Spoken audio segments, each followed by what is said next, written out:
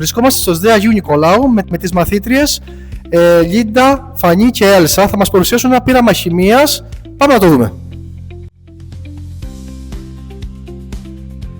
Σήμερα θα παρουσιάσουμε ένα πείραμα χημείας με αλουμινόχαρτο, aquaforte και ένα μπαλόνι. Στόχος του πειράματος είναι να δούμε τι συμβαίνει όταν το αλουμίνιο αντιδρά με το aquaforte. Κατά τη χημική αντίδραση παράγεται αέριο, το οποίο θα φουσκώσει το μπαλόνι. Για ασφάλεια χρησιμοποιούμε γάντια, προστατευτικά γυαλιά και κάνουμε το πείραμα με προσοχή.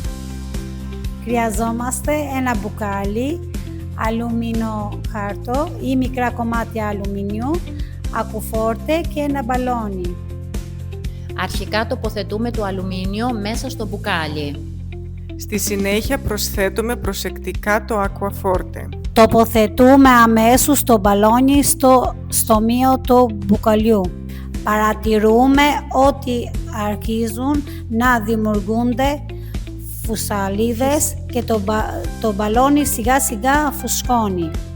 Το μπαλόνι φουσκώνει επειδή παράγεται αέριο από τη χημική αντίδραση. Όταν το αλουμίνιο αντιδρά με το aquaforte, δημιουργούνται νέες ουσίες και απελευθερώνεται αέριο.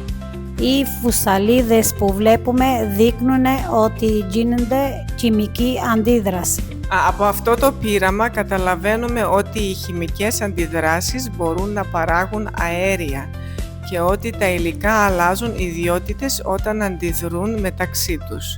Σας ευχαριστούμε που παρακολουθήσατε την παρουσίασή μας.